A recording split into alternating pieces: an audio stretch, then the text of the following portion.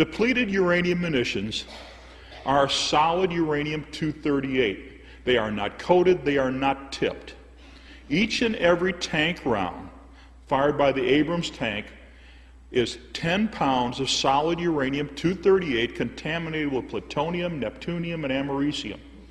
Now, the contamination came from the U.S. Department of Energy manufacturing sites in Paducah, Kentucky, Oak Ridge in Tennessee, and Portsmouth in Ohio. Solid uranium-238. Now, the A-10 Warthog aircraft, it's a phenomenal tank buster. It's excellent in combat, just like the Abrams tank is. Each individual round fired by the Warthog is 3/4 of a pound of solid uranium-238. They are not coated, they are not tipped. We fired about 1 million rounds of the 30 millimeter during the Gulf War. 15,000 rounds of the tank round during the Gulf War for about 350 tons of solid uranium-238. The majority of the casualties during the Gulf War, the majority of those that died, the majority of the Americans that died during the Gulf War and that were injured in the Gulf War were as a result of friendly fire.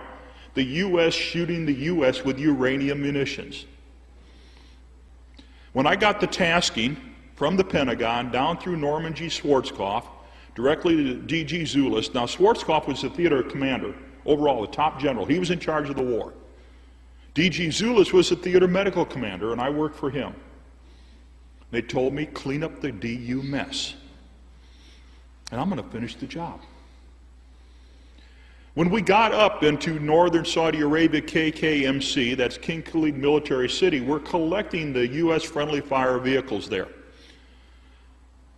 We walked in there, and members of the 144th Maintenance Company were in there working on this already, and they're in cutoffs in their boots, and that's about it. They're sucking uranium dust in. They're sucking uranium contamination. They're absorbing uranium contamination. We walked in there, and there's only one way to describe it, and it's very appropriate in this building, this church. Oh my God. Within 72 hours, we were sick. Within 72 hours, respiratory problems started on myself and the rest of my team, and we were already seeing it on the individuals. The 144th was there, and we're already hearing reports of that from the friendly fire casualties. Within 72 hours.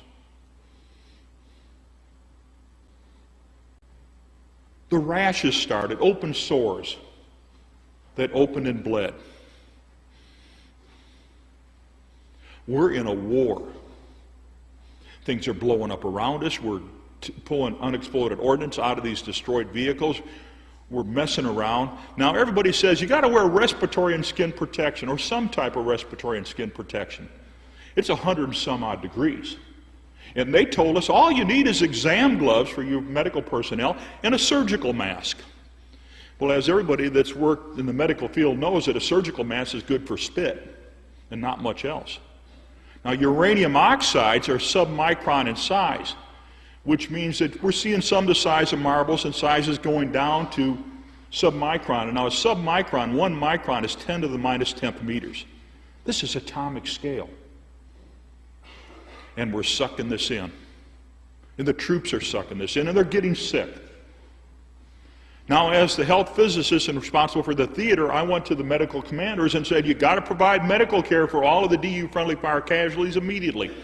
We need a radio bioassay, which consists of nasal and pharyngeal swab. You reach in the back of the throat with a Q-tip, and you find out if they sucked in any uranium in. You collect their urine to find out if it was collected in, they're passing it out. You collect their feces to find out if they're passing it out.